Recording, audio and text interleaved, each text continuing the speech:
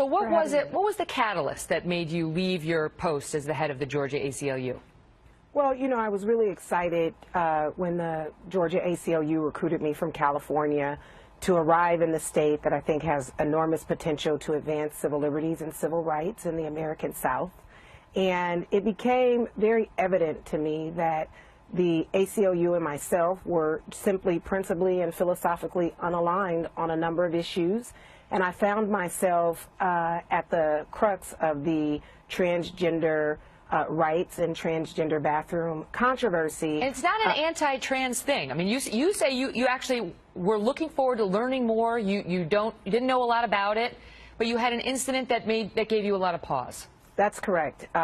Before my recruitment to Georgia in my native California, the Bay Area where I'm from, I took my young daughters, I've got 3 daughters, I took the youngest 2 into a women's restroom, a public women's restroom, and shortly after we were in, entered 3 transgender young adults, all over 6 feet, all with really deep voices, all obviously men.